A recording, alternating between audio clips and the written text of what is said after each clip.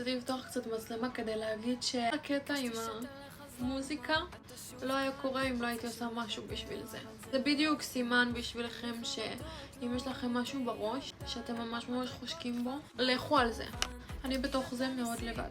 לא מאוד מאוד מאוד לבד ברמה של כאילו אף אחד לא תומך בי וזה. אבל אני מאוד מממנת לעצמי את הדברים, מאוד כאילו אני לעצמי. ההורים שלי לא רוצים שאני אעסוק במוזיקה.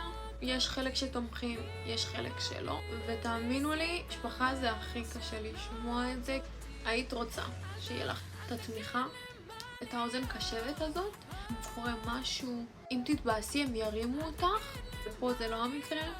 כי את יודעת שבמקרה שאת תתבאסי וטיפלי, הם יגידו לה, אמרתי לך, את לא יכולה להתעסק בזה. וזה שלב שצריך להשתיק רעשים. להשתיק את הרעשים האלה, גם אם זה אומר במשפחה שלך, צריך להשתיק את זה. אני לא חושבת שמשפחה יודעת מה הכי טוב בשבילך. אם מכתיבים לך ואת לא מרוצה מזה, את תמיד יכולה לצאת. ואני תמיד חושבת שיש פה מקום ולעשות את הדבר שאת אוהבת. באמת היה לי עוד כמה פעמים כאלה. אם תרצו וזה מעניין, אני אעשה עוד סיפור על זה. אני הייתי חייבת להגיד, באמת, בלי התאמצות שלי לא היה קורה שום דבר. וזה סימן בשבילכם.